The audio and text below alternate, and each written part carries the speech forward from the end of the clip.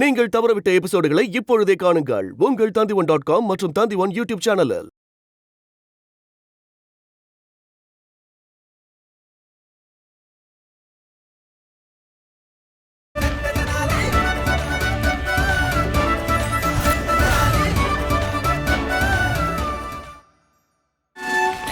இல்ல குருஜி, நீங்க இந்த சின்ன நாணயங்கள் எல்லாம் வாங்காதீங்க. உங்களை பத்தி இல்லைனாலும் குறைஞ்சபட்சம் எங்களை பத்தி யோசிச்சு பார்த்து வாங்குங்களேன். குருஜி இத பாருங்களேன், இதாலேயே நம்ம எவ்வளவு பெரிய செல்வந்தர்கள் ஆயிட்டோம்னு. குருஜி எங்களால எவ்வளவு சேகரிக்க முடியுமோ அவ்வளவு சேகரிச்சிட்டோம். இப்ப இங்க இருந்து கிளம்பிடலாம். சரி போகலாம். ஆனா வெளியில போனதுக்கு அப்புறம் நீங்க சேகரிச்சிருக்கீங்களே இந்த தங்க ஆபரணம், அது மேல என் திவ்ய திருஷ்டி பதிக்கிறேன். நீங்க இங்க இருந்து எதையும் எடுத்துட்டு போக முடியாது. இது எல்லாமே என்னோடது. லாமா, இதெல்லாம் என்னோடதுன்னு அவங்க கிட்ட சொல்லு. குருவே, நீங்களே ஒரு விஷயம் சொல்லுங்க. நாம ஒருத்தங்க கிட்ட ஒரு விஷயம் சொல்லிட்டோம்னா நாம எப்பவும் நம்மளுடைய வார்த்தைகளை மதிச்சு அதை கடைசி வரைக்கும் காப்பாத்தணும்ல. அதுலயும் குறிப்பா நம்ம பண்டிதர்னும் போது. ஆமா, கண்டிப்பா பண்டிதரே. ஒரு உண்மையான பண்டிதன் அவன் வாயில இருந்து வர்ற வார்த்தையை காப்பாத்தணும். நன்றி குருவே, நீங்க ஒரு மிக சிறந்த மகான்னு நான் எப்பவும் சொல்லியிருக்கேன். தனிமணி, தயவு செஞ்சு அது எல்லாத்தையும் குண்டப்பா கிட்ட கொடுத்துருங்க. ஏன்னா நான் குண்டப்பாக்கு வாக்கு கொடுத்திருக்கேன். இங்க தரையில எந்த ஒரு பொருள் விழுந்தாலும் அது எல்லாமே குண்டப்பாக்கு தான் சொந்தமானதுன்னு. அதனால கொடுத்துருங்க. முடியாது.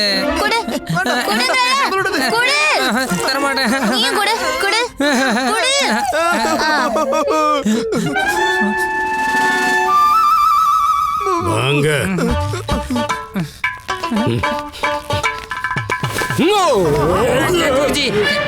குருஜி சீக்கிரமா இங்க இருந்து கிளம்பிடுவோம். நீங்க யாரோ உங்க ஆடைய கழட்டணும்னு இழுத்து பிடிச்ச மாதிரியே இருக்கு. மாட்டையா, நீதான் முடிச்சுக்கிட்ட. விடு. முதல்ல இங்க இருந்து போக கதவை மூடுங்க.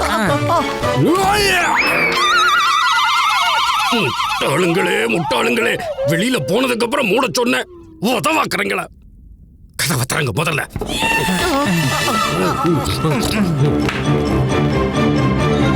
ஆஹா, பிரமாதம்.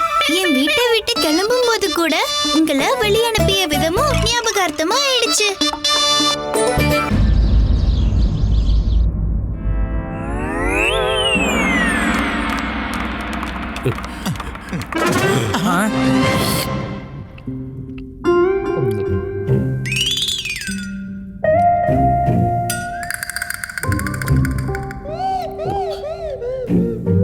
குருஜி, மகாராஜா சாப்பிடுறத வெறிக்க பார்க்காதீங்க. சாப்பாடே பயந்துற போகுது. முட்டாளே, காலையில இருந்து ஆண்டவன் நமக்கு எதுக்கு படி அளக்கல நல்லா தெரிஞ்சுக்கணும் நீங்க ரெண்டு பேருமே. ஏன்னா இன்னைக்கு நமக்கு அதிர்ஷ்ட நாள். ராஜ விருந்தோட ஆரம்பிக்கணும்னு இருக்கு. வணக்கம் மகாராஜா. வணக்கம் குருவே. அற்புதம். இந்த இனிப்புகள்லாம் லட்டு, பாயாசம் ரொம்ப சுவையா இருக்கு குருவே. அப்புறம் இந்த பருப்புல வெண்ணெய் சேர்த்திருக்காங்க குருவே. அற்புதம், சுவையா இருக்கு. இது எவ்வளவு சுவையா இருக்குன்னா குருவே, நீங்களும் இந்த இல்ல நீங்க பூஜை பரிகாரம் எல்லாம் பண்ணிட்டு வந்திருப்பீங்க. நீங்க நல்லா சாப்பிட்டு தான் வந்திருப்பீங்க. ஆனா குருவே, நான் பசியா இருக்கேன். ஆனா இந்த சுவையான உணவு ரொம்ப அருமையா இருக்கு. மணி, நம்மளோட குருஜி இந்த மாதிரி தவிக்கிறத பார்க்கும்போது தாகத்தோட இருக்கிற எரும மாட்டை ஆத்தோர கட்டி போட்ட மாதிரியே இருக்குது. பக்கத்திலேயே தண்ணி இருந்தாலும் அதால குடிக்க முடியாது. வயிறு நிறைஞ்சிருச்சு.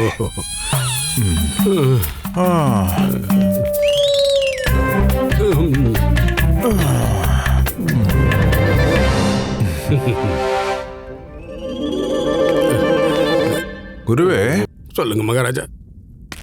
வயித்துல இருக்கிற அக்னி இந்த மாதிரி சுவையான சாப்பாடை சாப்பிட்டு அணையும் போது அது மூலமா கிடைக்கிற ஆனந்தமும் திருப்தியும் இருக்கு.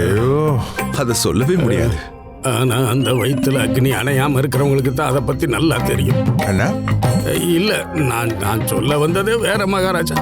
திருப்தி தான் முக்தியே. திருப்தி தான் முக்தியே. நீங்க ஒரு மகான் குருஜி, நீங்க ஒரு மகான். கவிதையும் நல்லா இருக்கு, அதுல ஒரு அர்த்தமும் இருக்கு. திருப்தி தான் முக்தியே. குருவே, நான் உங்களை நினைச்சு ரொம்ப பெருமைப்படுறேன். நீங்க குழந்தையோட ஜாதகத்துல இருக்கிற பிரச்சனையை கண்டுபிடிச்சு சொன்னது சந்தோஷம். அதுக்கப்புறம் அதுல இருக்கிற பிரச்சனையை நீங்க விளக்கம் செஞ்சிருக்கீங்க. ஆ, இனிமே நீங்க தினமும் விஜயநகர ராஜ்யத்தோட எல்லையை கடந்து போவீங்க, அதுவும் வெறும் வயித்தோட. நீங்க மிகச்சிறந்தவர், நீங்க ஒரு மகான். நான் உங்களோட இந்த செயலுக்கு பின்னாடி இருக்கிற அர்த்தத்தை தெரிஞ்சுக்க விரும்புறேன். மகாராஜா உண்மையை சொல்லணும்னா நான் பசியில இருக்கேன், எங்க வலிக்குதுன்னு கூட தெரியல. பசிக்குதா இல்ல வலிக்குதா? இல்ல மகாராஜா, நான் என்ன சொல்ல வந்தேன்னா, நான் மற்றவங்களுக்கு சேவை பண்ற பசியோட இருக்கேன். அதாவது நான் பசியோட இருக்கேன். பாத்தியா அவன் எப்படி நடிக்கிறான்னு? அப்படியே விஷயத்த சுத்தி சுத்தி விடுறான் பாரு. அப்படியே ஜிலேபி மாதிரியே சுத்தி விட்டுட்டான். எனக்கு புரிஞ்சிருச்சு குருவே. ம். நீங்க ஒரு நல்ல காரியத்தை செஞ்ச பசியோட இருக்கீங்க. இந்த பசி எப்பவும் இருந்துகிட்டே இருக்கணும் குருவே. நல்ல காரியங்களை செஞ்சுக்கிட்டே இருக்கணும். வாங்க வாங்க வாங்க. ஏதோ எப்படி இருக்கு குருவே? பசி நல்லா இருக்கு, ரொம்ப நல்லா இருக்கு. என்ன? இல்ல, நான் என்ன சொல்ல வந்தேன்னா, இந்த பல்லாக்கு கூட அடுத்தவங்களுக்கு சேவை செய்யக்கூடிய பசியோட இருக்கு மகாராஜா. ஆமாம் குருவே, இந்த பல்லாக்கை விசேஷமான ஒருத்தருக்கு அன்பளிப்பா கொடுக்கறதுக்காக செஞ்சது. அப்படியா? பல்லாக்கு, அன்பளிப்பு, சில சமயம் சூரியன் மறைஞ்சதுக்கு அப்புறம் தான் வெளிச்சமே வரும்னு சொல்லுவாங்க. மகாராஜா, ஒரு விஷயத்த சொல்லி ஆகணும். சொல்லுங்க. நீங்க ரொம்பவே கருணை மிகுந்தவர். இல்ல குருவே, விஷயம் அது இல்ல. விஷயம் என்னன்னா, ஒருத்தவங்க நல்ல காரியம் செஞ்சா அவங்களுக்கு நன்றி சொல்லிதான் ஆகணும். இதுவும் அப்படி ஒரு நன்றியோட ரூபம் தான். மகாராஜா, நாட்டுக்கும் அரசருக்கும் சேவை செய்யறதுங்கிறது பண்டிதனோட தர்மம் மகாராஜா. ஆமாம் குருவே, ஆனா நீங்க பண்ணியிருக்க இந்த காரியம் ரொம்ப பெருசு. எல்லாரையும் ஒரு பிரச்சனையில இருந்தே நீங்க காப்பாத்திருக்கீங்க. இது சாதாரண இல்லையே. என்ன இருந்தாலும் குருவே, விஜயநகரத்தோட எல்லையை கடந்து போறது ரொம்ப கஷ்டமானதா இருக்கணும். ஆமா மகாராஜா, ரொம்ப கஷ்டம்தான். அது எப்படி சொல்றதுன்னா, பாதை கூட ரொம்ப கரடு முரடா இருக்கு. இனி பிரச்சனையும் இருக்காது, கஷ்டமும் இருக்காது. குருஜி, அநேகமா மகாராஜா உங்களை பத்தி தான் பேசிக்கிட்டு இருக்காருன்னு நினைக்கிறேன். என் அருமை சிஷ்யர்களே, இன்னைக்கு மகாராஜா சொல்லி எதை நீங்க காதுல கேட்டீங்களோ அதை நம்பித்தான் ஆகணும். மகாராஜா, வணக்கம் வணக்கம் வணக்கம் வணக்கம் குருஜி. மகாராஜா, பெரிய காரியத்துக்கான பலனும் பெருசா இருக்கணும். வெறும் பல்லாக்கு மட்டும் இல்ல, நானும் மகாராணி திருமலம்மாவும் சேர்ந்து சில பொருட்களையும் கொண்டு வர சொல்லியிருக்கோம்.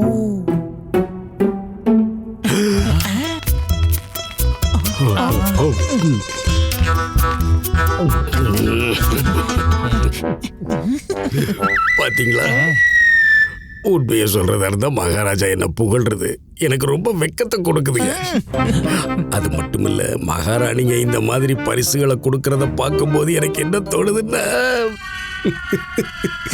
இன்னும் கூட 2 வீடுகளை வாடகைக்கு எடுக்கணும்னு தோணுது. குருவே, சொல்லுங்க மகாராஜா. என்னை பொறுத்த வரைக்கும் என் ராஜ்யத்துல யாராவது நல்ல காரியம் பண்ணாங்கன்னா அவங்க இந்த கௌரவத்துக்கு தகுதியானவங்களா இருப்பாங்க. உண்மைதான் மகாராஜா, தர்மம் கூட அப்படித்தான் சொல்லுது. அதாவது ஒரு ஆட்சியில குற்றவாளிய கூட விட்டுறலாம், ஆனா ஒரு நல்லவனை தர்மவான கைவிட்டுற கூடாதுன்னு சொல்லுது. அதான் அதேதான் குருவே. இதை கேட்க தான் நாங்க உங்களை இங்க கூப்பிட்டோம். நீங்க எங்களுக்காக உங்க நேரத்தை ஒதுக்குனதுக்கு ரொம்ப ரொம்ப நன்றி குருவே. நன்றி மகாராஜா, நன்றி. நன்றி.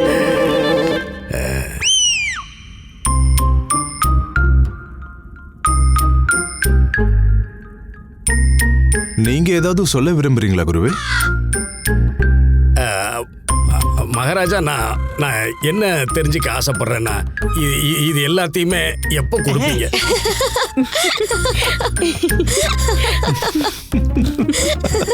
குரு ரொம்ப ஆவலா இருக்காரு.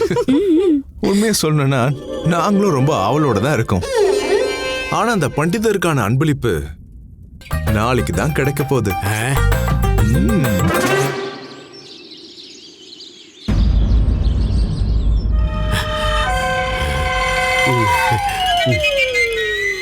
யாருக்காக காத்துட்டு இருக்கீங்க குருஜி? சௌதாமினிக்காகவா? நீங்க இங்க என்ன செஞ்சுக்கிட்டு இருக்கீங்க? நாங்க நாங்க உங்ககிட்ட கேக்குறோம் குருஜி. நாங்க உங்ககிட்ட கேக்குறோம் குருஜி. நீங்க இங்க என்ன பண்ணிக்கிட்டு இருக்கீங்க? அது நான் வந்து இங்க அது வந்துருச்சா இல்லையான்னு பாத்துக்கிட்டு இருக்கேன். யாரு குருஜி? யாரு இல்ல எதுன்னு கேளு. எது வரணும்னு சொல்லுங்க. சூரியன் சூரியன் சூரியன் உதிச்சதா இல்லையா? இரவு போனதா இல்லையா? அநேகமா உங்களுக்கு கண்ணு தெரியலன்னு நினைக்கிறேன் குருஜி. ஏன்னா சூரியன் உதிச்சு 1 மணி நேரம் ஆகிடுச்சு. அட குருஜி, எதுக்காக எங்க கிட்ட மறைக்கணும்? நாங்க உங்களோட சிஷ்யர்கள். நேரடியா சொல்ல வேண்டியது தானே. அன்பளிப்பை பத்தி யோசிச்சு உற்சாகம் அடைஞ்சுக்கிட்டே இருக்கீங்கல்ல, அதுக்காக தானே காத்துக்கிட்டு இருக்கீங்க. அது எப்ப வரும்னு. அப்படியே தாகத்தோட இருக்கிறவங்க ஒரு கிணத்தை தேடிக்கிட்டு இருக்கிற மாதிரியே. அன்பளிப்புல என்ன பாரு, உபகாரங்கள் எல்லாமே மாயை தானே. பொருட்கள் எல்லாம் வரும் போகும். மகாராஜா என்ன அதை அவரேவா வச்சுக்க போறாரு? கூடிய சீக்கிரம் எனக்கு அனுப்பி வைக்க போறாரு. அப்படின்னா ஏன் இன்னும் அனுப்பி வைக்கவே இல்ல குருஜி? மகாராஜா ஏன் அன்பளிப்பு அனுப்பி வைக்கல? அதாவது உங்களுக்கு சேர வேண்டியதை ஏன் அனுப்பி வைக்கல? நேத்து அவ்வளவு ஆசையை தூண்டி விட்டுட்டு மகாராஜா எதுக்காக இன்னைக்கு இவ்வளவு தாமதிக்கிறாரு குருஜி? அது அவர் அனுப்பும் போது அனுப்பட்டுமே, அதுல நமக்கு என்ன வந்தது? ஏதோ தப்பா இருக்கு. நம்ம மகாராஜா அன்பளிப்பை கொடுக்கறதுக்கு எதுக்கு தாமதிக்கணும்? அதைத்தான் திவ்ய திருஷ்டில பாத்துக்கிட்டு இருக்கேன். மகாராஜா ஏதோ சுப முகூர்த்தத்துக்காக காத்திருக்கிற மாதிரி தெரியுது. குருஜி, உங்க முகத்திலேயே மொத்தமா எழுதி ஒட்டி இருக்கேன். அதுவும் நேத்துல இருந்து. அது மகாராஜாக்கு தெரிஞ்சிருக்காதா என்ன? இல்ல, எங்களுக்கு சரியா படல குருஜி. அன்பளிப்பு வரதா இருந்தா இந்நேரம் வந்திருக்கணும். யாரும் உங்களுக்கு திருமணம் பண்ணி வைக்க போறது இல்ல குருஜி. பண்டிதரை கூப்பிட்டு முகூர்த்தம் பார்த்து அன்பளிப்பு அனுப்பி வைக்கிறதுக்கு வராது. அடாடா, எவ்வளவு புத்திசாலியா இருக்கிறீங்க சிஷ்ய பிள்ளைகளே. அப்பப்ப மண்டைக்குள்ள மங்களா எரியிற அறிவு சுடர் பிரகாசிக்குது. அது எப்போ? அப்படி நாங்க என்ன சொல்லிட்டோம் குருஜி? அதான் மகாராஜா கொடுக்கறதா இருந்தா எப்பவோ கொடுத்து அனுப்பி இருக்கணும். ஆனா மகாராஜா வித்தியாசமா யோசிக்கிறாரு போல இருக்கு. ஆனா என்னோட திவ்ய திருஷ்டியில என்ன தெரியுதுன்னா, மகாராஜாவோட நிறைஞ்ச சபையில இன்னைக்கு எனக்கு பரிசு கிடைக்க போகுது. அட அட அட அட அட, மகாராஜா அங்க நமக்காக காத்துக்கிட்டு இருக்காரு. இங்க நம்ம தேவையில்லாம பேசிக்கிட்டு இருக்கோம். புறப்படுவோம், போய் பார்ப்போம் இன்னைக்கு சபையில என் கௌரவம் எவ்வளவு தூரம் அதிகரிக்க போகுதுன்னு.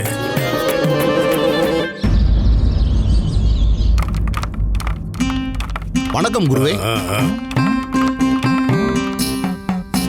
பாத்தீங்களா இந்த நாளுக்காக நாம இவ்வளவு நாள் காத்துக்கிட்டு இருந்தோம். இப்ப நமக்காக சாட்சாத் மகாராஜாவே காத்துக்கிட்டு இருக்காரு. ஒருத்தனுக்கு வாழ்க்கை தலைகீழாகும் போது இப்படித்தான் எல்லாமே தலைகீழாவே மாறும். வணக்கம் மகாராஜா.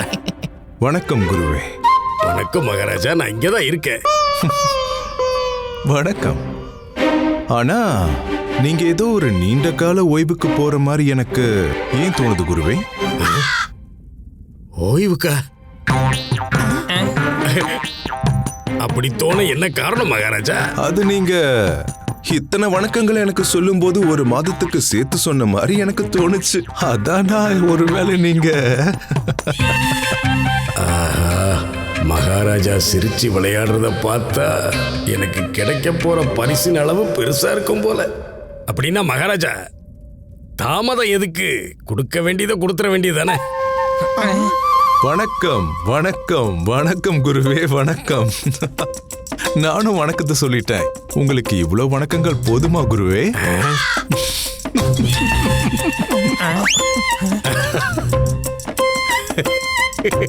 மகாராஜா இல்ல இல்ல, இத நான் இத சொல்ல வரல. நான் சொல்ல வந்தது என்னன்னா, அதாவது அது இருக்கு, அதுதான். ஓ சரி சரி, நீங்க இந்த அன்பளிப்பை பத்தி பேசுறீங்களா? கண்டிப்பா குருவே, கண்டிப்பா. நீங்க முதல்ல உங்க இடத்துல போய் உட்காருங்க. பண்டிதர் ராமகிருஷ்ணர் வந்த உடனே இதையும் நிறைவேற்றலாம்.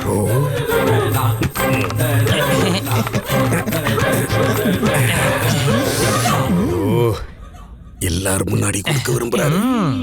மகாராஜா என்ன நினைக்கிறாருன்னா, ஒரு மகா குருவை பாராட்டும் போது மகா சபையும் ஒன்னா பாராட்டணும்னு நினைக்கிறாரு. நான் சொல்லல. அதேதான். அதுலயும் அந்த பண்டிதர் ராமகிருஷ்ணன் முன்னாடி பாராட்டும் போது அவன் அப்படியே வயிறு எரிவான். ஆனா அப்படி இருந்தும் அவன் கைதட்டி ஆகணும், சந்தோஷமா இருக்கிற மாதிரி நடிக்கணும்.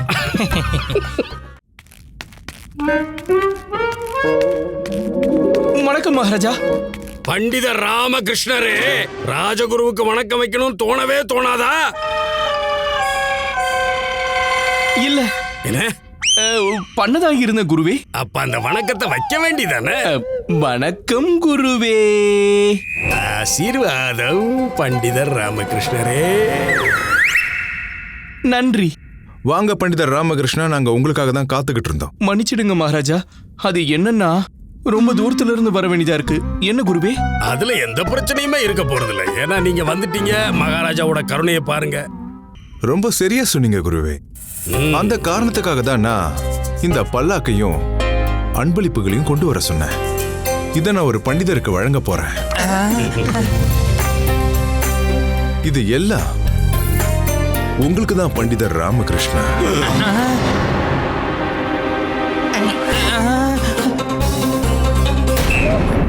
குருஜி, நீங்க பண்டிதர் ராமகிருஷ்ணர் இல்ல இல்லையா? அதனால அமைதியா உட்கார்றீங்களா? விழுந்துட்டாரு தனி. மகாராஜா, ஏற்கனவே நீங்க நிறைய கருணை காட்டியிருக்கீங்க. இப்ப இதெல்லாம் உங்களுக்கு ரொம்ப ரொம்ப நன்றி மகாராஜா. இல்ல பண்டிதர் ராமகிருஷ்ணா, நீங்க இந்த ராஜ்யத்துக்காக பண்ணிருக்க விஷயத்துக்கு முன்னாடி இந்த அன்பளிப்புகள் எல்லாம் ஒண்ணுமே இல்ல. இதுக்கு மேலையும் நான் பேசாம அந்த மாளிகையும் உங்களோட மகன் பேர்லயே எழுதிடலான்னு யோசிச்சுக்கிட்டு இருக்கேன்.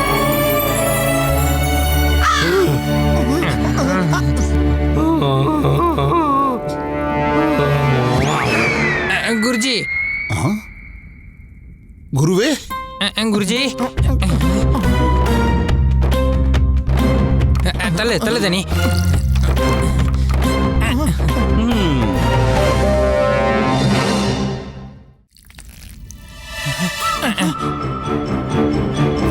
எழுந்திருங்க குருஜி. இது எப்படி நடக்க முடியும்? எல்லாமே பண்டிதர் ராமகிருஷ்ணனோட வாரிசுக்கு எப்படி போக முடியும்? இதை என்னால ஒத்துக்கவே முடியாது. உங்களால எதை ஒத்துக்க முடியாது குருவே? குருஜி, நீங்க இப்ப அரசவையில இருக்கீங்க. நாக்க மடக்கி கொஞ்சம் உள்ள வைங்க. எல்லாரும் கேட்டுக்கிட்டு இருக்காங்க. அநியாயம், அநியாயம் மகாராஜா. என்னால அநியாயத்தை பொறுத்துக்கிட்டு இருக்க முடியாது மகாராஜா. அதுவும் பண்டிதர் ராமகிருஷ்ணனுக்கு நடக்கிற அநியாயத்தை. மகாராஜா, ஒரு பூ மாதிரி சின்னஞ்சிறு சிசு அது எப்படி அபசகுனத்தின் சின்னமாகும் மகாராஜா? அது எப்படி ஆக முடியும்? ஆனா அந்த குழந்தைக்கு ஜாதகம் சரியில்லைன்னு நீங்க தானே சொன்னீங்க. இப்ப திடீர்னு உங்களுக்கு என்னாச்சு? ஆமா மகாராஜா, வாழ்க்கையில திடீர்னு எவ்வளவோ மாற்றங்கள் இருக்கு. என்னோட சாதாரண கண்களுக்கு மோசமா தெரிஞ்ச ஜாதகம் என்னோட ஞான கண்ணால பார்க்கும்போது அது அவ்வளவு மோசமா தெரியல மகாராஜா. அவன் ஒன்னும் துர்பாக்கியசாலி இல்ல மகாராஜா. இந்த விஜயநகரத்துக்கே பாக்கியசாலி.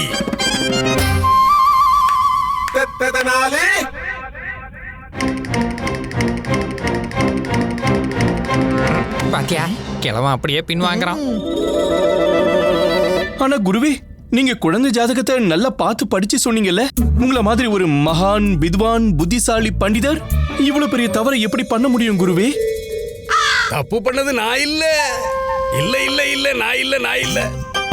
அந்த தப்ப செஞ்சது இந்த ரெண்டு முட்டாளுங்க தான். நான் என்னமோ ஜாதகத்தை சரியாத்தான் பார்த்தேன். ஆனா இந்த முட்டாளுங்க இருக்காங்களே, அவங்க ஜாதகத்தை தலைகீழ காட்டிட்டாங்க மகாராஜா. அதுல கணிப்பு சரியா வராதே. என்னென்னமோ நடந்து போச்சு. ஆனா மகாராஜா, என்ன பொறுத்த வரைக்கும் பண்டிதர் ராமகிருஷ்ணர் அவரோட குழந்தையோட சேர்ந்து விஜயநகரத்திலேயே வாழலாம். இல்ல மகாராஜா, இல்ல இல்ல இல்ல இல்ல குருவே, இல்ல. என்னால இந்த மொத்த ராஜ்யத்துக்கு சங்கடம் வருதுங்கிறத என்னால எப்பவும் பொறுத்துக்க முடியாது. ஒருவேளை ஏதாவது அபசோகனம் வந்துருச்சுன்னா, ஏதாவது நதிக்கரை உடைஞ்சிருச்சுன்னா. பண்டிதர் ராமகிருஷ்ணரே, கரை உடைஞ்சது மட்டும்தானே தெரியும் உங்களுக்கு. அதனால நடந்தது என்னன்னு தெரியாதுல்ல. அந்த கரை உடைஞ்சிருந்தாலும் எந்த ஒரு கிராமமும் தண்ணியில மூழ்கல. அதுல ஒரு பலனும் இருக்கு. வறண்டு போயிருந்த கிராமங்களுக்கெல்லாம் தண்ணி போய் சேர்ந்திருக்கு. அப்படியா மந்திரியாரே? குருவே, உங்களுக்கு இந்த விஷயம் எப்படி தெரிய வந்துச்சு? இந்த செய்தி இன்னும் எனக்கே வந்து சேரலையே. ஆமா, எனக்கு தெரியாத விஷயமே இல்ல இல்ல. இததான் நான் விரும்பினேன் குருவே. என்னுடைய மகன் இந்த விஜயநகரத்துக்கு அவசுகுணம் இல்ல, அவன் ஒரு பாகியசாலின்னு நீங்களே இந்த தர்பாருக்கு முன்னாடி சொல்லணும்னு நான் விரும்பினேன். அப்படின்னா குருவே, நீங்க சொல்ல வரதுக்கு அர்த்தம் என்னுடைய குழந்தை விஜயநகரத்துல இருக்கும்போது இங்க வர இருந்த சங்கடத்துக்குள்ள ராஜ்யத்துக்கு நன்மை ஒளிஞ்சுகிட்டு இருந்ததுன்னு சொல்ல வரீங்களா? ஆமா பண்டித ராமகிருஷ்ணரே, இப்ப பாருங்க, அந்த குழந்தையால உங்களுக்கு ஓய்வு கிடைச்சது. அந்த குழந்தையால தானே உங்களுக்கு உங்க குடும்பத்துக்கும் மாளிகை சுகம் கிடைச்சது. அது மட்டுமா, நல்ல உணவு கிடைச்சது. அதே குழந்தையால தானே குடிக்கிறதுக்கு மட்டும் இல்ல, குளிக்கிறதுக்கு கூட பாலை பயன்படுத்தினீங்க. அப்படி இருக்கும்போது அந்த குழந்தை எப்படி விஜயநகரத்துக்கு துர்பாக்கியமா இருக்க முடியும் மகாராஜா? அப்ப குருவே, நீங்க தானே எங்களை ஊருக்கு வெளியில அனுப்புனீங்க. இப்போ உங்களை திரும்ப வர சொல்லி சொல்றதும் நான் தானே பண்டிதரே. பண்டிதர் ராமகிருஷ்ணரே, ஜாதகத்தை நாம நம்பித்தான் ஆகணும். ஆனா கண்மூடித்தனமா நம்ப கூடாது. அன்னைக்கு இதத்தானே நீங்க இந்த மொத்த சபை முன்னாடியும் சொன்னீங்க. அப்படி இருக்க இப்ப உங்களுக்கே உங்களோட வார்த்தையில நம்பிக்கை இல்லையா? அப்படின்னா குருவே, அந்த குழந்தை பாக்கியசாலியா? ஆமா மகாராஜா. அப்படின்னா அந்த குழந்தைய திரும்பவும் கூட்டிட்டு வரணுமா? கூப்பிட வேண்டியதுதான். அப்படின்னா அந்த குழந்தைய அரசவைக்கு வர அனுமதிக்கலாமா? நிச்சயமா மகாராஜா. அப்படின்னா இந்த அரண்மனையில குழந்தை வாழ்றதுக்கும் அனுமதிக்கணும். ஆமா மகாராஜா. இல்ல மகாராஜா, அந்த குழந்தைக்கு அவ்வளவு தேவையில்லை மகாராஜா. அப்பா அம்மா இருக்கிற இடத்துலயே நல்லா இருக்கு. அப்படியா? சரிதான் சரிதான். நம்ம குறைஞ்சபட்சம் குழந்தையோட பேர் சூட்டும் விழாவை அரண்மனையில நடத்தலாம். அதுக்கு என்ன மகாராஜா, அவசியம் செய்வோம். இதுல என்ன இருக்கு? நல்ல பிரமாதமா செய்வோம். அரச சம்பிரதாயத்தோட நல்லாவே செய்வோம் மகாராஜா. பண்டிதர் ராமகிருஷ்ணா மகாராஜா, நீங்க போங்க. இந்த பல்லாக்கை எடுத்துட்டு போய் நீங்க உங்க மகனை விஜயநகர ராஜ்யத்தோட என்னுடைய அரண்மனைக்கு கூட்டிட்டு வாங்க. குழந்தைக்கு இங்கேயே பேர் சூட்டிடலாம். நன்றி மகாராஜா, நன்றி. குருஜி, சீக்கிரமா தோல்வியை ஒத்துக்கிட்டீங்க. உங்க எதிரி மகனோட பேர் சூட்டு விழால போய் கலந்துக்கிறது மட்டும் இல்லாம நீங்க அவமானத்தையும் ஏத்துக்க போறீங்களா? சொல்லுங்க குருஜி. முட்டாள் சிஷ்யனே, சில சமயங்கள்ல எதிரியோட வெற்றியை தடுக்கிறது கூட தோல்வி கிடையாது, அது வெற்றி தான். இப்ப அந்த பண்டிதன் அனுபவிக்கிறது எல்லாமே அவனை விட்டு போயிடும். அவன் எங்க இருந்தாலும் அங்கேயே வந்து சேருவான். குருஜி, பண்டிதர் ராமகிருஷ்ணர் கிட்ட இருந்து எல்லாம் பறிக்கப்பட்டுரும். ஆனா அதுல இருந்து உங்களுக்கு என்ன கிடைக்கும் குருஜி? என்ன கிடைக்குமா? அந்த குழந்தைக்கு நான் தானே பேர் சூட்டணும். அப்பா பாருங்க, அந்த குழந்தைக்கு வைக்கிற பேர்ல அதை கேட்டு கேட்டு தினம் அவன் பயப்பட போறான்.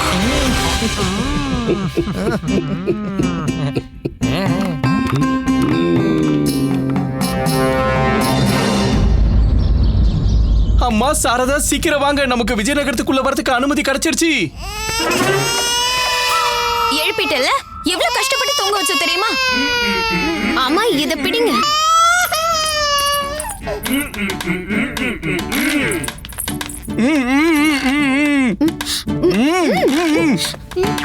நான் சந்தோஷமான செய்தியை தான் சொல்ல வந்தேன். சந்தோஷமான செய்தியா? என்ன சந்தோஷமான செய்தி? இப்பதான் ஒரு குழந்தைய பெத்தெடுத்தீங்க, அதுக்குள்ள இன்னொன்னா? அட என்னம்மா நீங்க வேற. எந்த விஷயத்தை எங்க இருந்து எங்க கொண்டு போறீங்க ரெண்டு பேரும்? மகாராஜா ஒன்னும் படைக்கு ஆட்கள் தேவைன்னு சொல்லல. அப்படியே குழந்தைய பெத்து போட்டுக்கிட்டே இருந்துட்டு படைக்கு அனுப்பிக்கிட்டே இருக்கிறதுக்கு இல்ல. இப்ப எதுக்காக கத்துறீங்க? இப்ப எதுக்காக கத்துறீங்க? நான் என்ன சொல்ல வரேன்னா, இப்ப நாம திரும்ப நம்ம வீட்டுக்கு போகலாம். இல்ல. என்ன இல்ல? நம்ம கஷ்டப்பட்டு கட்டின வீடு இப்ப நமக்கு திரும்ப கிடைக்குது. அங்கதானே நம்மளுடைய நினைவுகள், கனவுகள் எல்லாமே வசிச்சுக்கிட்டு இருக்கு. ஆனா நீங்க எல்லாரும் என்னடானா உங்ககிட்ட இருந்து ஏதோ பறிக்கிற மாதிரி நடந்துகிட்டு இருக்கீங்க. இவ்வளவு வருஷமா சபையில நீ பண்டிதருங்கிற பதவியில ஒண்ணுத்துக்கு உதவாம இருந்த. இப்பதான் நமக்குன்னு சொல்லி ஒரு நல்ல வாழ்க்கை கிடைச்சிருக்கு, அது கெடுக்க பாக்குறியா நீ? என்ன ஈஸ்வரா இது?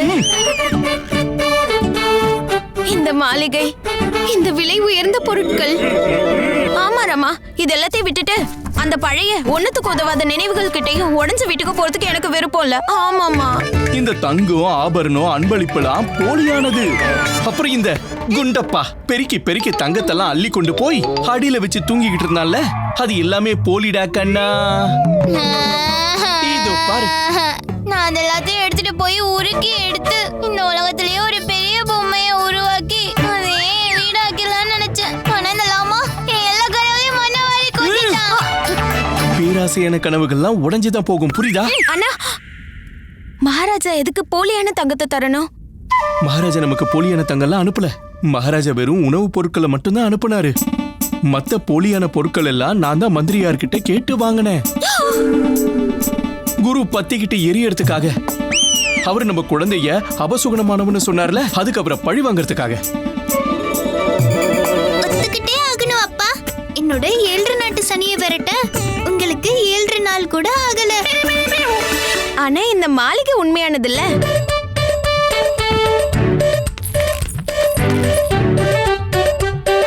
நாங்க இங்கதான் இருக்க போறோம். என்ன இங்கதான் இருக்க போறோம்? இன்னைக்கு இல்லைனாலும் நாளைக்கு இங்கிருந்து போய் தான் ஆகணும். இங்க நம்ம பழக்கமும் கெட்டு போயிட்டு இருக்கு. பழக்கங்கள் கெட்டு போயிட்டு இருக்குன்னா ஆரோக்கியமும் கெட்டு போயிட்டு இருக்குன்னு அர்த்தம். யோசிச்சு பாரு, ஆரோக்கியம் கெட்டு போயிட்டு இருந்ததுன்னா அப்புறம் குழந்தைய நீ எப்படி பாத்துப்ப? அப்புறம் பெரிய வீடு இருக்கிறவங்களுக்கு இடையில தூரமும் அதிகரிச்சிடும். தூரம் அதிகரிச்சா பிரிவு ஏற்படும். ஆனா சின்ன வீடுகள்ல இடைவேளைக்கு இடமே இருக்காது. அங்க ஒரு மொத்த குடும்பமும் ஒன்னா வாழ்வாங்க. ஒருத்தர் இன்னொருத்தரோட சுகதுக்கங்களை பகிர்ந்துப்பாங்க, இல்லையாமா? அப்பா, நான் வழக்கமா என்னோட கோமணத்தை தான் ஈரமாக்குவேன். ஆனா நீங்க இப்படி பேசுறத கேட்டு என்னோட கண்கள் ஈரமாயிட்டு இருக்கு. வா போலாம். அப்படி வாங்க வலிக்கு. மகாராஜா, பேருங்கிறது வெறும் வார்த்தை மட்டும் இல்ல, அது ஒருத்தர் கூப்பிடுறதுக்கும் அவரை பத்தி தெரிஞ்சுக்கிறதுக்கும் உதவுறது. அந்த பேருங்கிறது ஒருத்தரோட அடையாளத்தின் ஆதாரமாவே இருக்கக்கூடியது. அதனால எந்த பெயர் சூட்டு விழாவுக்கு இந்த சபை கூட்டப்பட்டிருக்கோ, அதாவது பண்டிதர் ராமகிருஷ்ணருக்கும் அவரோட மனைவியான சாரதா தேவிக்கும் பிறந்த மகனுக்கு சூட்ட போற பெயரால அவன் அறியப்பட போறான், அடையாளம் காணப்பட போறான், அழைக்கப்பட போறான். அதனால் அவனோட பெயர் சுப முகூர்த்தம் மற்றும் ஜாதகப்படி இருந்தாகணும். என்ன மன்னிச்சிருங்க குருவே, ஆனா ஜாதகத்துக்கு அவசியம் இல்ல. இந்த குழந்தை பாக்கியசாலின்னு ஏற்கனவே முடிவடிச்சு. விஜயநகரத்துக்கும் இவன் ஒரு பாக்கியசாலி தான். இதனால நான் அறிவிக்கிறது என்னன்னா, இந்த குழந்தைக்கு பெயர் சூட்டும் விழா நடக்கும். பெயர் குழந்தையோட தான் இருக்கிறதுனால அதை தேர்ந்தெடுக்க போறதும் இந்த குழந்தையே தான்.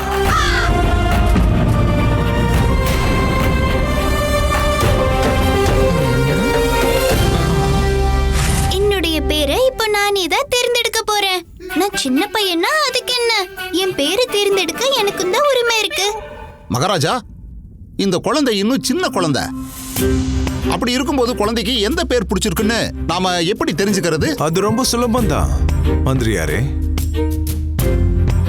இந்த குழந்தை யாரை நோக்கி பார்க்கறானோ அந்த நபர் அவங்களுக்கு பிடிச்ச பெயரால இந்த குழந்தைய அழைக்கட்டும். அப்ப அதை கேட்டு இந்த குழந்தை சிரிச்சிட்டான்னா அது மூலமா அந்த பேரை இந்த குழந்தை தேர்ந்தெடுத்துட்டான்னு நம்ம தெரிஞ்சுக்கலாம். சரியா சொன்னீங்க மகாராஜா. ஆஹா, இந்த சபையில யாராவது புத்திசாலியா இருக்காங்கன்னா அது நீங்க தான் மகாராஜா. அப்படியே என்ன மாதிரி?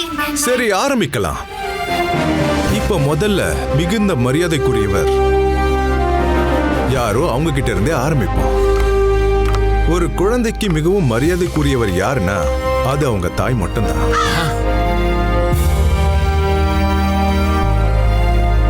குருஜி, ஏன் மகாராஜா சொல்றத நீங்க எப்பவும் முழுசா கேட்காம முயல் குட்டி மாதிரி குதிச்சு முன்னாடியே போய்கிட்டு இருக்கீங்க? ஐயோ குருஜி, பின்னாடி வாங்க. எதுக்கு அரசவையில உங்க மானத்தை நீங்களே வாங்கிக்கிறீங்க? வாங்க வாங்க. மகாராஜா, இத சொல்லத்தான் நானும் முன் வந்தேன். ஆனா அதுக்குள்ள நீங்களே முந்திக்கிட்டீங்க. இங்க என்ன ஏதாவது ஓட்டப்பந்தயம் நடந்துட்டு இருக்கா என்ன? இப்படி எல்லாருக்கும் முன்னாடி ஓடி வந்துட்டு இருக்கீங்க. இங்க பேர் தேர்ந்தெடுக்கப்பட்டு இருக்கு. என்னோட பேர் மட்டும் ஒரு முறை தேர்ந்தெடுக்கப்படட்டும். அப்புறம் உங்க பேர் அடையாளத்தையும் நான் அழிச்சிடுறேன். நான் யாருன்னு தெரியும்ல, பண்டிதர் ராமகிருஷ்ணரோட மகன். வாங்க சாரதா தேவி.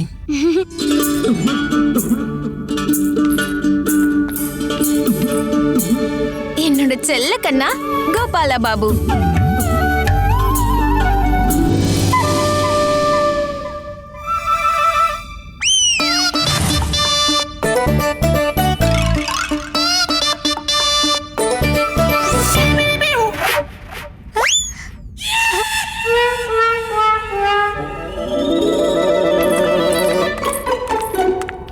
என்னோட செல்ல அண்ணன் பையன் அவனுக்கு பேர் வைக்க என்ன தேர்ந்தெடுத்திருக்கான்.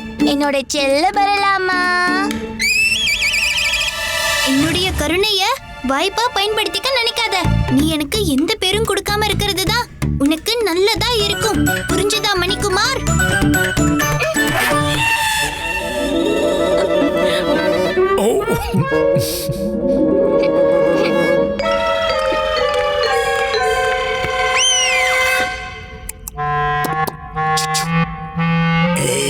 இங்க பாரு மாடையா.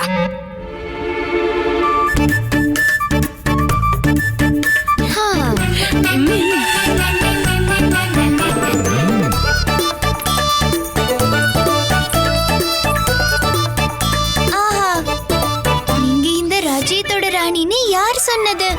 என்னோட இதயத்துக்கிட்ட கேளுங்க. நீங்க அழகின் ராணி. இவன் தான் நம்மளுடைய சின்ன பாபு. என்ன ஏதாவது பேர் சொல்லி கூப்பிட்டு இருக்கீங்களா? இல்ல காதுகள்ல கவிதை சொல்லிட்டு இருக்கீங்களா? ஐயோ, நான் அப்படியே மயங்கி போக போறேன்.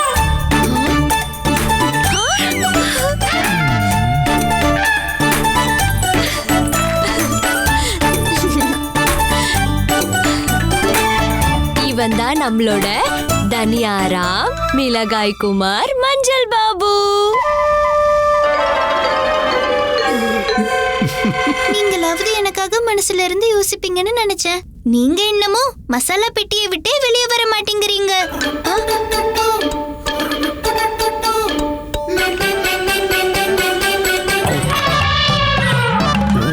இவ்வளவு வேணா தவளை மாதிரி குதிச்சுக்கோங்க.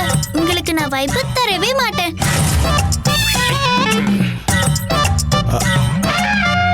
இப்ப என்னோட முறை. கடவுளோட வரமா இந்த குழந்தை உங்களுக்கு கிடைச்சிருக்கான் ராமகிருஷ்ணா.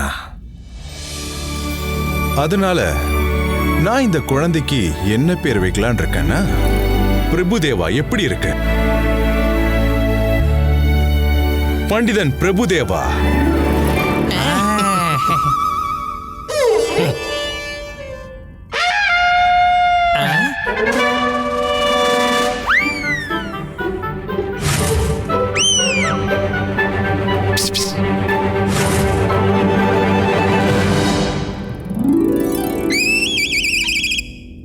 இன்னைக்கு எப்படியும் நம்ம குருஜிக்கு வாய்ப்பு கிடைக்க போறதில்லைன்னு நினைக்கிறேன். கொஞ்சம் இருங்க மகாராஜா. நான் ராமகிருஷ்ணரை விட பெரியவன். அதனால முதல் வாய்ப்பு எனக்கு தான் கிடைக்கணும். ஆனா குருவே, இந்த குழந்தை உங்களே இல்ல, பண்டிதர் ராமகிருஷ்ணரை தான் பார்த்தான். அட இருக்கட்டும் மந்திரியாரே, அதுவோ சின்ன குழந்தை, ஒண்ணும் தெரியாத குழந்தை. அது எப்படி தெரியும் பெரிய பண்டிதர் யாரு சின்ன பண்டிதர் யாரு, யாருக்கு மரியாதை செய்யணும்னு? தேவையில்லாம உபதேசம் பண்ணிட்டு இருக்காதீங்க கிழவா. நீங்க இது வரைக்கும் உங்க வாழ்க்கையில பார்க்காத அளவுக்கு இலக்கியங்கள நான் என் அம்மாவோட வயித்துக்குள்ள இருந்தே கேட்டு வளர்ந்திருக்கேன். மகாராஜா, முதல்ல குருவுக்கு வாய்ப்பு கிடைக்கணும். வாங்க குருவே, வாங்க. சரி குருவே. சொல்லுங்க மகாராஜா.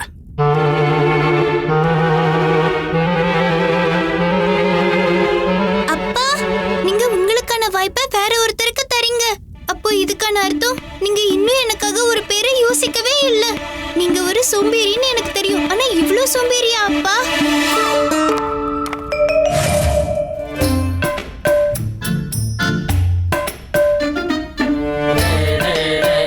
மகாராஜா, என்னோட ஞான திருஷ்டிப்படி இந்த குழந்தையோட பேரு பால ஆரம்பிக்கணும். அதுதான் இவனுக்கு நல்லதா இருக்கும். அதனால நான் இவனுக்கு வைக்கிற பேரு பூதநாதன்.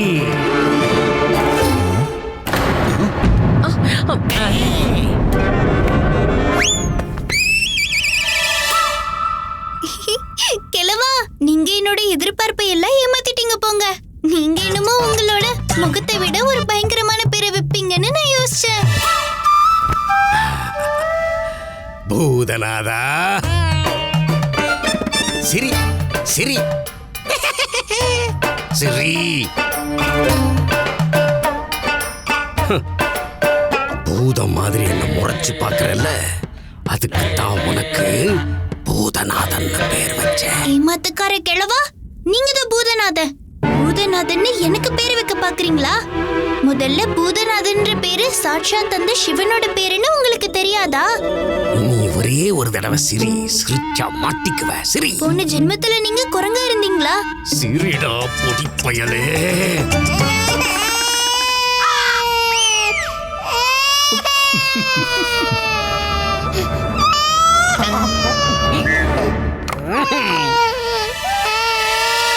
பயமடு. மூடிட்டா.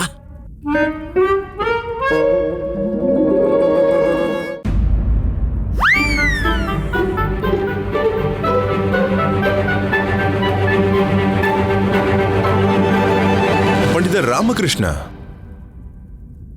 உங்க குழந்தை உங்களுக்கு மறுபடியும் வாய்ப்பு கொடுத்திருக்கான். உங்க குழந்தைக்கு ஏதாவது பேரை யோசிச்சிருக்கீங்களா?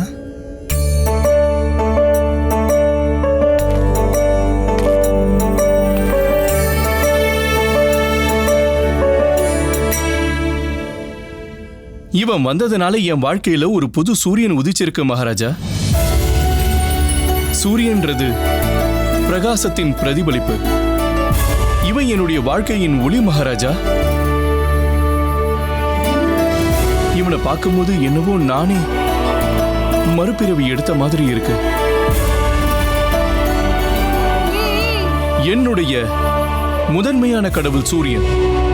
அந்த சூரியனை வணங்காம எந்த ஒரு பண்டிதனோட நாளும் ஆரம்பிக்காது. அதே சூரிய தேவனின் பெயரால குரு சொன்னதை கேட்டு வான்ற இடத்துல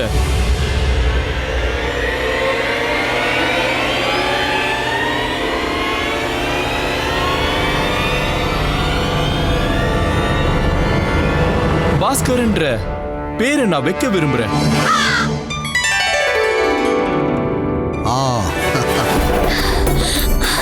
இந்த பாஸ்கரன் ஒரு நாள் சூரியன் மாதிரி இந்த மொத்த உலகத்திலையும் பொலிவா ஜொலிப்பா.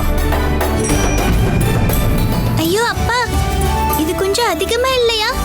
நீங்க என்ன வானத்துல இருக்கிற நட்சத்திரங்கள்ல ஒன்னாவே ஆக்கிட்டீங்க. நான் உங்களுக்கு வாக்கு கொடுக்கறேன். நான் உங்களுடைய மகன். உங்களை விட இன்னும் பிரகாசமா ஜொலிச்சு காட்டுவேன். மகாராஜா, குழந்தை அவனோட பேரை தேர்ந்தெடுத்துட்டான். அவன் சிரிக்கிறான் பாருங்க.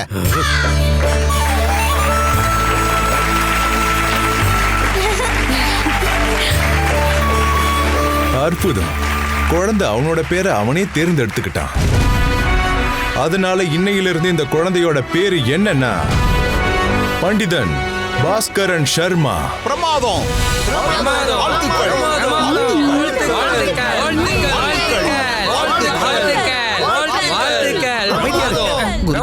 பாஸ்கரனுடைய உதயத்துல உங்களோட சூரியன் அஸ்தமனம் ஆகுறது எனக்கு நல்லா தெரியுது.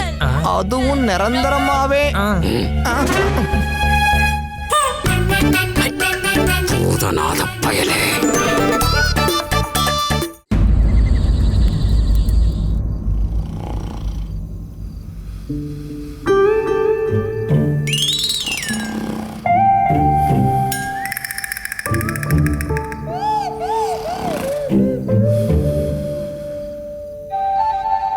வெளியே இரவு தூங்கிட்டு இருக்கு, உள்ள இவங்க எல்லாரும் தூங்கிட்டு இருக்காங்க. அம்மா என்னவோ ஒரே நாள்ல என்ன பெருசாக்குற மாதிரி அவ்வளோ உணவு கொடுத்துட்டாங்க. அது சரி, என் வயித்துல குடுகுடுன்னு ஓடுற சத்தம் இவங்களுக்கு கேட்க மாட்டேங்குது. நான் இதுக்காக இவங்க குரட்ட சத்தத்தை கேட்கணும்? இப்போ நம்மளோட பிரம்மாஸ்திரத்தை பயன்படுத்த வேண்டிய நேரம் வந்துருச்சு.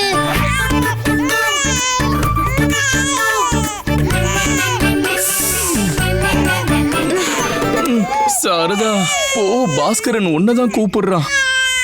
என்ன இல்ல, உங்களதான் கூப்பிடுறான். ஐயோ, உன்னதான் கூப்பிடுறான், போயே. உங்களதான் கூப்பிடுறான். சாரதா, உன்னதான் கூப்பிடுறான்.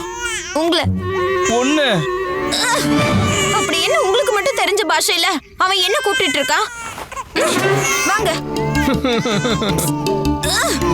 வாங்க. என்ன ஒருவேளை எனக்கு பதிலா அவன் உங்களை கூப்பிட்டு இருந்தான்னா?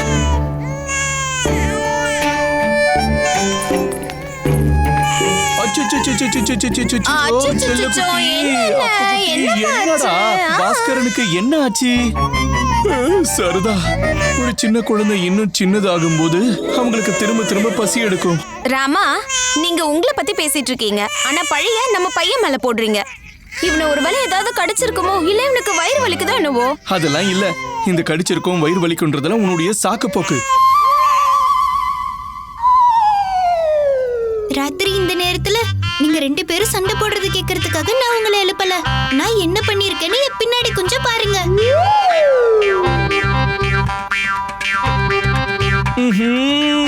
சரதா, இவன் அவனோட கோவணத்தை அசிங்கப்படுத்திட்டான். இது இன்னைக்கு 3வது தடவை. இவனுக்கு இது 3வது தடவை. ஆனா இத சுத்தம் பண்ண வேண்டியது உங்களோட கடமை. இப்படியே எண்ணிட்டு இருக்க போறீங்களா இல்ல என்ன சுத்தமும் பண்ணுவீங்களா? நான் ஏன் பண்ணணும்? எனக்கெல்லாம் வராது. கோவணத்தை கட்டி விட நான் என்ன பாடமா படிச்சிருக்கேன்? என்ன சுத்தம் தானே பண்ணணும். இப்ப இதுக்கும் முகூர்த்தம் ஏதாவது பார்த்து தரணுமா? வா, சீக்கிரம் அவனுக்கு துணியை மாத்தி விடு. வந்துட்டாங்க எஜமானி அம்மா. எதுவும் சொல்லாமலேயே எல்லாரையும் எல்லா வேலையும் வாங்கிடுவாங்க.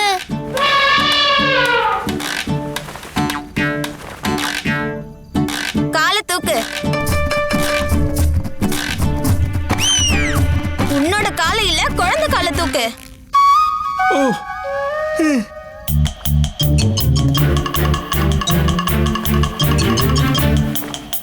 2 காலையும் தூக்கு. தூக்குற. இப்ப துணியை எடு. பொறுமையா, அமைதியா. ஐயோ, என்ன பொறுமையா அமைதியா? இவன் பாருங்க எப்படி ஆடிக்கிட்டு இருக்கான்னு. பாஸ்கரா, ஆடாத, அசையாம இரு.